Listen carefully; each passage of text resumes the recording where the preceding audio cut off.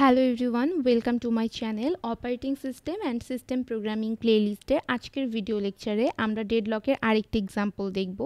গত ভিডিও লেকচারে আমরা দেখেছিলাম একটি রিসোর্স অ্যালোকেশন গ্রাফ দেখে কিভাবে ডেডলক ফাইন্ড আউট করতে হয়। আজকে আমরা আরেকটি এক্সাম্পল দেখব যেখানে আমরা ফাইন্ড আউট করব এখানে ডেডলক হবে কি হবে না। এর আগের ভিডিও লেকচারগুলোতে আমি আপনাদের ইনস্ট্যান্স সম্পর্কে জানিয়েছিলাম। ইনস্ট্যান্স হচ্ছে একটা রিসোর্সের দুইটা কপি থাকা। তাহলে একটা সেম রিসোর্স সে একই সাথে তার দুইটা কপি দুইটা আলাদা আলাদা প্রসেসের জন্য চাইলেই অ্যালোকেট করতে পারে। এখানে আমরা দেখতে পাচ্ছি R2 একটি রিসোর্স এবং যার দুটি ইনস্ট্যান্স রয়েছে এবং এই দুটি ইনস্ট্যান্স অ্যালোকেট করেছে P1 এবং P2। কিন্তু P1 প্রসেস কমপ্লিট হওয়ার জন্য তার প্রয়োজন R1 এবং এখানে সে রিকোয়েস্ট করেছে।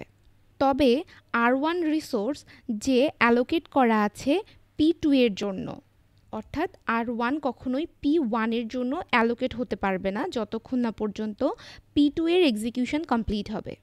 এবার P2 এর এক্সিকিউশন কমপ্লিট হওয়ার জন্য P2 এর প্রয়োজন R3। সে R3 এর জন্য রিকোয়েস্ট করেছে, তবে R3 অ্যালোকেট করা আছে P3 এর জন্য।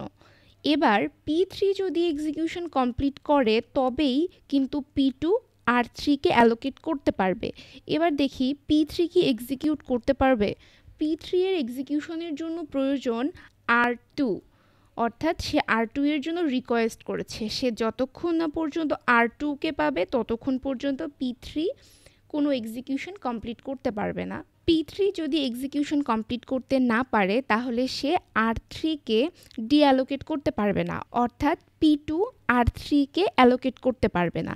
P2 যদি R3কে অ্যালোকেট করতে না পারে তাহলে P2 এর এক্সিকিউশন কমপ্লিট হবে না।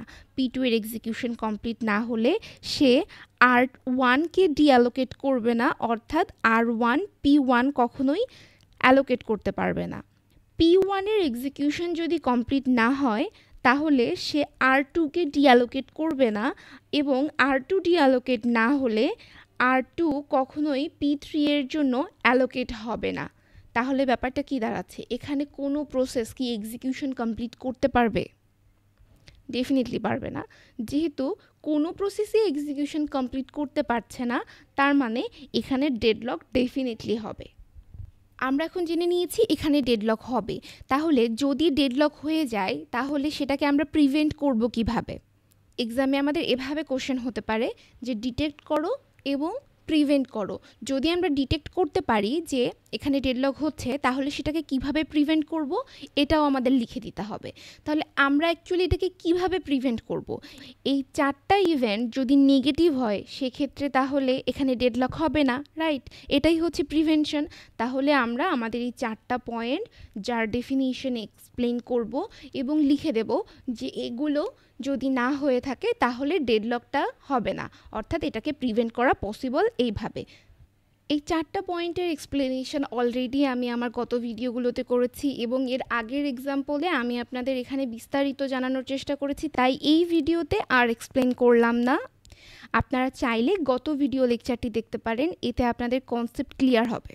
আরেকটি বিষয়, এই যে আমরা রিসোর্স অ্যালোকেশন গ্রাফ দেখে ডেডলক হচ্ছে কি হচ্ছে না এটা ফাইন্ড আউট করার চেষ্টা করছি, কিন্তু এই গ্রাফটা যদি আরও অনেক বড় হতো সেক্ষেত্রে এভাবে ম্যানুয়ালি ফাইন্ড আউট করা ডেডলক হচ্ছে কি হচ্ছে না এটা আসলে অনেক কঠিন একটা বিষয়। এটা আমরা অন্যভাবে করতে পারি। পরবর্তী ভিডিওতে আমি এরকম আরেকটি এক্সাম্পল দেখব যেখানে আমরা ডেডলক ফাইন্ড আউট করতে পারবো, তবে সেখানে এভাবে আর ম্যানুয়ালি ডেডলক আমাদের ফাইন্ড আউট করতে হবে না। সফটওয়্যার এবং সিএসসি ডিপার্টমেন্ট রিলেটেড কোর্সের প্লেলিস্ট দেখতে চ্যানেলটি সাবস্ক্রাইব করতে ভুলবেন না।